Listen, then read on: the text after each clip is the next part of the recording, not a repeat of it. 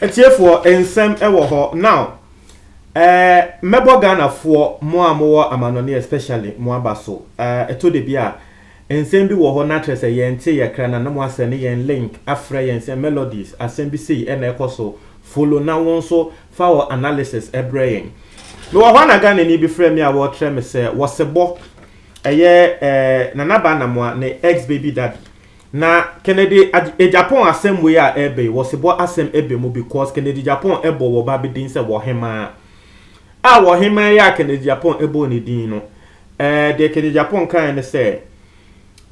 obi nim de na adwen ewe wo hema na wo hema sa ata na waware wo sebo na later na ebe hu se wo sebo kro a ne yese wo hema waware kra no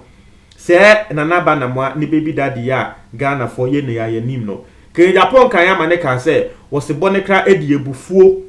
eko wo bi nim ho a wo de macho men eko ma wo bi nim warning. Now that story has actually been confirmed by Osebone say eyenekre wo hema ne nso yate say yes eyenekre. We can say sa asemo akeni Japan kafa wo bi nim ho no eyenekre.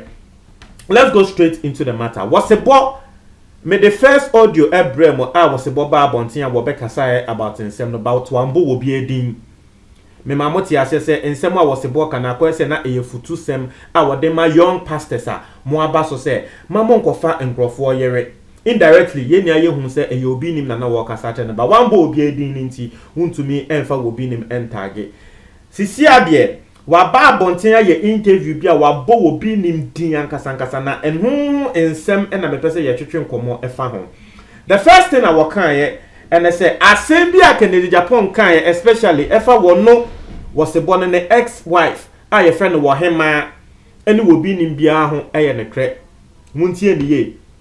asem bi a ekoso a Kennedy Japan kan ye especially with ohema no ene obi nim no ene wono Osebo no eye ne kre na asem ne say wono Osebo no wo ware wo hema for 8 years na ansa na wo be ware no for 8 years ne kra no na wono Osebo no we date ohema no for 8 years na dese woni na atenase for 16 good years na oni na atenase for 16 good years yi wo mo awawe egu ye 4 years ago na de si ye ene se wo hema no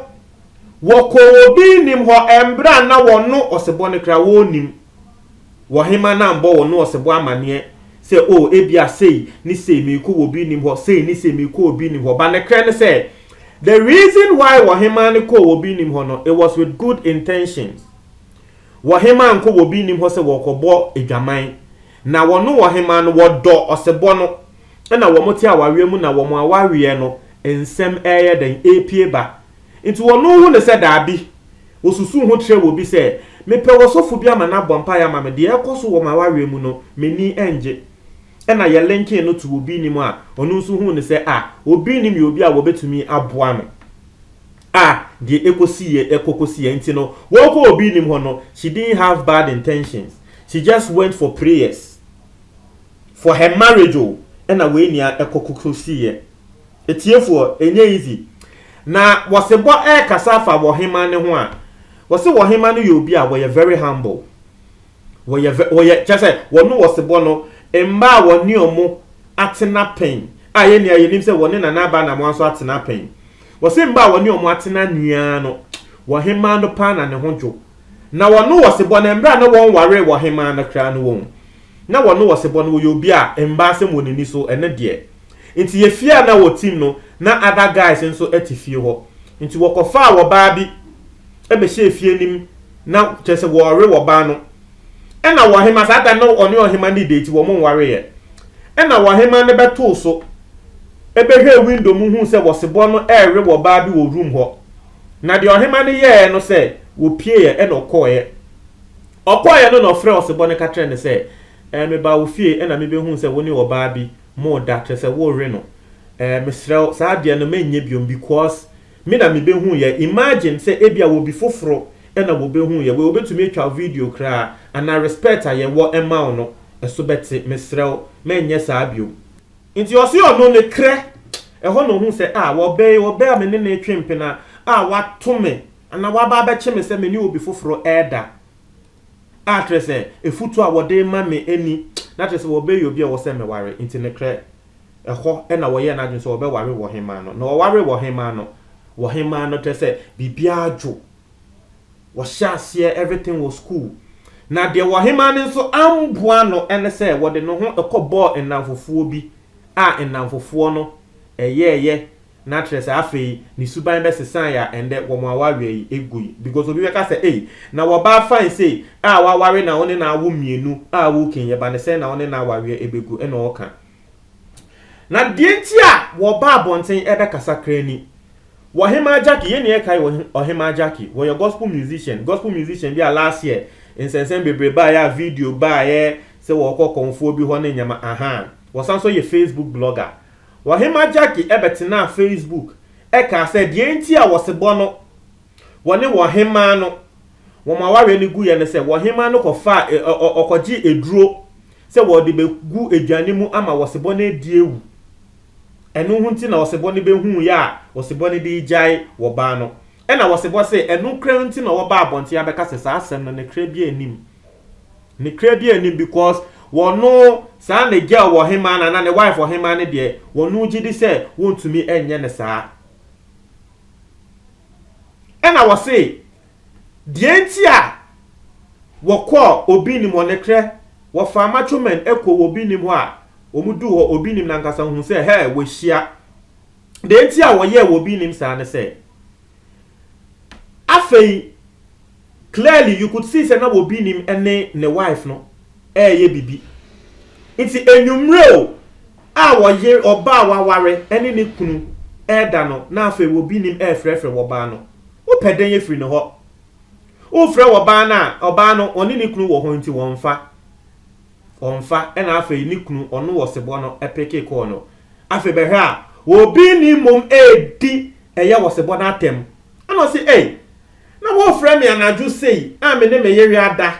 na wo frɛ me na mapeke na me ka se da bi time we enye right time ebo se wodi matem me me ye ni kunu no nti wo sebo ne se ye ho na wodi ebufuo na wo no angasa wo hwe edin wo sebo eda ne so na trese wonjo na bibi nti ehọ na wonu wosebo ne di ebufuo the next day wo ko obi nim ho efa macho men ko obi nim ho wo ko ye wo bi nim shege nti wosebo ne hyase se wo tetensem se ne wife no woni obi nim hyehye ho obi nim ere ene nsem bebre wose wonu wosebo no ne kre ne se wo ka se wo che ne yere no ana wo hu ne yere ne se na woni obi nim da mpa so a obi nim area eyentro ene de won to me nka but say eyatesem de wote ye and the sources are now no osebo wote ensem no na eye sources bia eye concrete utumi se nkrofo we de wo mo na me yere na enam no mo kan nsem no but pa say wonu ehu ye se obi nim area na yere ene de we hu. But there were other things going on a man believe and the crescent now will be him na yere no. Still odi efutu ba say wu nim na ukori will be yere. No me a ebeba oso no. Into onu de wo hu ne say wo bi nim wi a nkrofo kan say wo re na yere no. Enu hu no me na nde aba wo bi nim so a Emma Kennedy Japan exposing na enye expose ketu ase. What asem na say. Eno ne asem a wo sebo wo kan. Etiefo ensem ni in serious now na osebo asem ba ko a wo kan ye eye me hwanwa ne se nkofo bebre fi se eye oseboy na wodi information e koma Kennedy Japan wo se dabi wonu osebo no enye onu no de information e koma Kennedy Japan wonu osebo ne kra awawe ni gu ye 4 years ni asem we on boss ntwe obi aye obi eni wa wonim enye se Kennedy Japan asem we na ba abonten a na gaga na for kra nim nti wo se wonu de eye ne yire na nkasa awawe ni gu we ya wotena ase hu ne se ekwan ya wobi nim de me afa so pani ende mekwa kobo Kennedy Japan amane nti ne yire na nkasa na wotu ne nan call Kennedy Japan ho a wokobo Kennedy Japan amane say ni we ni na wobi nim de ayeme nti se ne yire na nkasa kra koka che Kennedy Japan se wobi nim are na then you know there's that possibility. Send the cre. Obi ni marry no. Etiefo. Ensem ni nani. The whole truth of the matter. I was a boy bien ano aka. Eno ena mede ebremo. I have told you. Say for me no. The conversation Obinim had with Osofo Savior Neyere, and then the confirmation by this Osebone die. Me who said these two cases they nekre Obinim remano. Nekre and there a Jew will be our back as a one penecre. Clearly, Uber who say Obinim mariomo. Now the other ones no, the ladies have not yet come out, and I said we've not actually have any evidence, but it is clear. Because ni party yɛmfa ne sɛ yɛse wekowia yɛde krono bɛyɛ 10 ato so munti asɛm a meka yɛnya asɛm o sɛ yɛde krono bɛyɛ 10 ato so and then yɛse wekowia 2 cedis ɔkyena yɛse wekowia 5 cedis the next day yɛse wekowia 10 cedis